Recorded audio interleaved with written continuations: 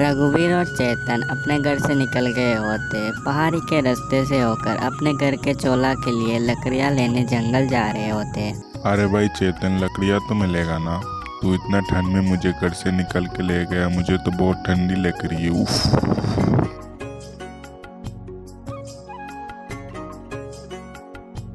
अरे भाई तू चिंता मत कर, लकड़ियाँ मिलेगा, मुझे पता है। मैंने कल भी लेके गया था लकड़ी और आज भी लकड़ियाँ मिलेगा। कहाँ है? बस थोड़ा दूर आ गए हम लोग। ठीक है भाई, तू कहता है तो चल, देखता हूँ क्या लकड़ियाँ मिलता है या नहीं। रघुवीर, तूने घर से छोरी उठा ली थी ना, लकड़ियाँ काटने में काम आएगा। अरे हाँ भाई, ये देख मेरा हाथ में छोरी, इससे लकड़ियाँ काटेंगे।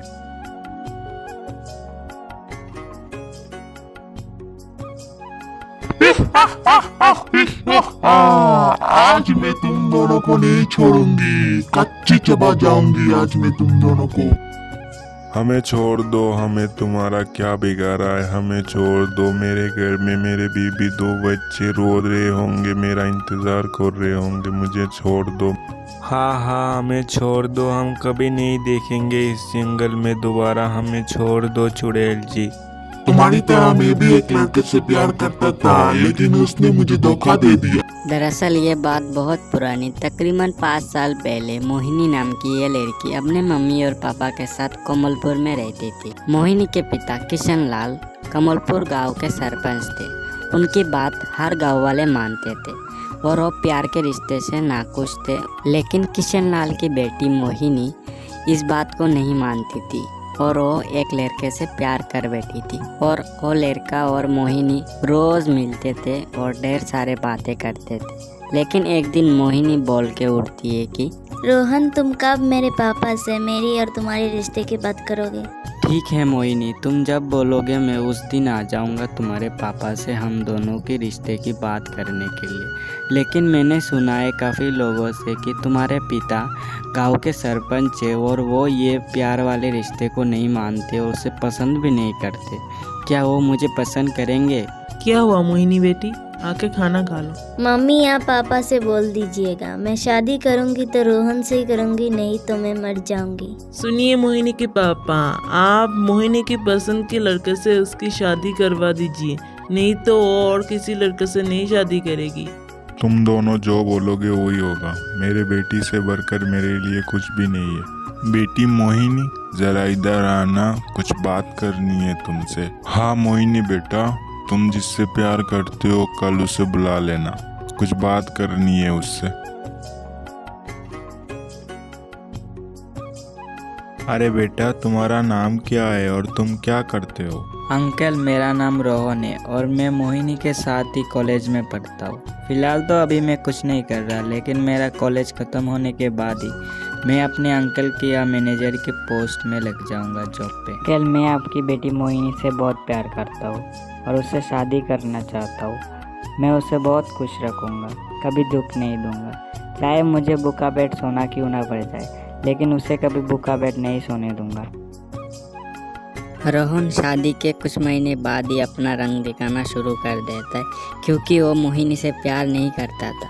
उसका संपत्ति पाने के लिए वो नाटक कर रहा था और जब उससे शादी हो गया मोहिनी का तो उसे संपत्ति भी मिल गया। अब मोहिनी से वो प्यार नहीं करता था, उसे पसंद भी नहीं करता था और हर पल उससे बेइज्जत करता था। जा मेरे घर से निकल जा, कोई प्यार व्यार नहीं करता तुझसे, जा निकल जा, यहाँ से निकल जा। ये क्या बोल रही हो रोहन? तुम तो मुझसे शादी से पहले कितना प्यार करते थे। अगर तुम प्यार ही नहीं करते थे तो मुझसे शादी क्यों की? अरे जा रे, मैं तुझसे प्यार करूंगा, तुझ जैसे लड़की से। मैं तो बस ड्रामा कर रहा था और इस ड्रामा में तू फंस गई, जिससे तू प्यार समझ बैठी।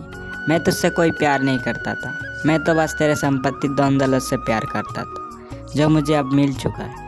अब निकल मेरे घर से, तेरा कोई जगह नहीं है इस घर में, निकल जा मेरे घर से। जब हर कोशिश के बाद मोहिनी से वो छुटकारा नहीं पा रहा था, तब उसने मोहिनी को एक रात मार दिया। जब रोहन ने मोहिनी को मारकर नदी में फेंक दिया, तब मोहिनी एक चुड़ैल बन गई और पास वाली जंगल में हर पल भटकती रहती थी बदला लेने के लिए। और जब भी मर्द उस जंगल में आता था, उसे मारकर वो खा जाती थी। रोहन समझ इसीलिए मुझे मर्द जात से नफरत है। मैं किसी मर्द को नहीं छोड़ूंगी, सबको मारकर खा जाऊंगी। रघुवीर, हमें अगर इस चुड़ैल के हाथ से बचना है तो बस एक ही उपाय है, क्योंकि उसे बचपन से कभी सच्चा प्यार नहीं मिला, तो इसे प्यार से ही फंसाना पड़ेगा, नहीं तो हमारा समाधि इधर ही बन जाएगा और कभी हम घर नहीं जा पाएंगे। तू रुक, मैं कुछ करता हूँ। चुड़ैल जी, बस आज हमें छोड़ दीजिए। कल हम अपने परिवार से अंतिम विदाई लेकर फिर से आ जाएंगे, तब आप हम दोनों को मार कर खा जाना। ठीक है, मैं समझती हूँ तुम्हारे परिवार के लिए तुम्हारे प्यार को, इसलिए आज मैं तुम दोनों को जाने दे रही हूँ, लेकिन अगली बार दिखाई दी तो नहीं छोड़ू। चेतन की इस बुद्धि और ज्ञान के कारण वो दोनों मोहिनी चुड़ैल के हाथ से उस जंगल से निकल आते हैं। मेरे प्यारे दोस्तों, हमें इस कहानी से ये सीख मिलती कि कभी किसी के ऊपर हद से ज़्यादा विश्वास नहीं करना चाहिए, और हर समय आपका ताकत और शक्ति आपको परेशानी से नहीं निकाल पाते। कभी कभी बुद्धि और ज्ञान की भी ज़रूरत पड़ती है।